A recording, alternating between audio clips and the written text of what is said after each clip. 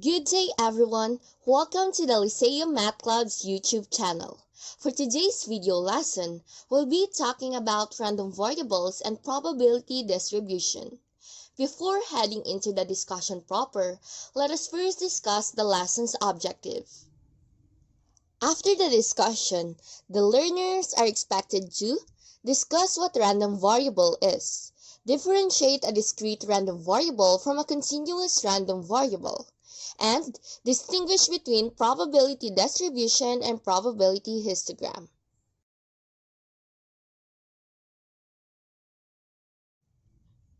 First, let's discuss random variables. Random variables are variables that assume numerical value associated with the random outcome of an experiment, and this is denoted by the capital letter X.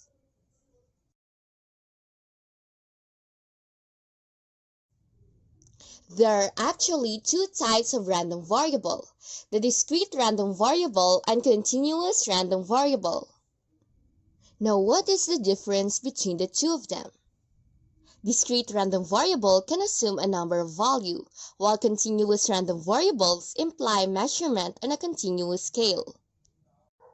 To further understand, here are some of the examples of discrete random variables, which includes number of apples in a basket, ants inside the anthill, and the number of cars in a parking lot. Next are examples of continuous random variables. These include weight of a bag of rice, height and length of a ruler, and volume of water. To assess your understanding on the topic, we've prepared a short quiz. All you need to do is to identify whether it is discrete or continuous random variables. You only have 3 seconds to answer, and after that, the answer will be revealed. And so, without further ado, let's get started. Number 1. Score of students in a test. And the answer is discrete random variable. Number 2. Time spent doing homework. And the answer is continuous random variable. Moving on, let's discuss how we present discrete data. Well, we can present it in 2 ways. The first way is probability distribution. Any probability distribution of a random variable must satisfy the following condition. Each probability, or P of x, should be between 0 and 1, and the sum of all possible probability, or P of x, is 1. To solve for the probability of an event, or P of x, divide the frequency, which is denoted by f, by the number of possible outcomes, which is denoted by n. You can further understand it by looking at the formula shown here. As you can see here, P of x is equals to f over n.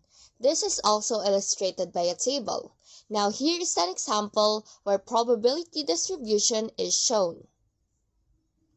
Now let's say that x is represented by 0, 1, 2, and 3 boxes of chocolates. Let's say that each box has milk chocolate and dark chocolate pieces.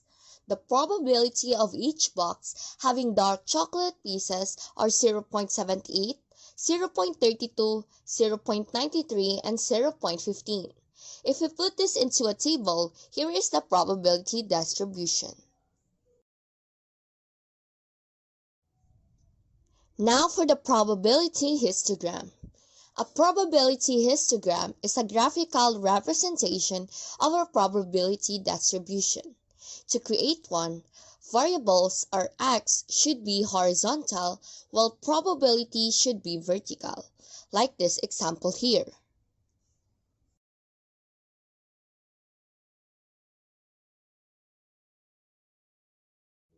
Before wrapping up today's lesson, let us first have a quiz to assess whether you understand today's lesson. Number 1. Population of Barangay Maligaya is an example of what random variable? The answer, discrete random variable. Number 2. It is a quantitative variable whose value is determined by the outcome of a random experiment.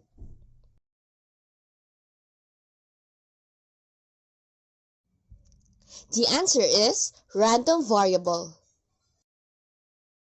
Number 3. It is a graphical representation of the probability distribution which displays possible values of random variable along horizontal axis, probabilities along vertical axis.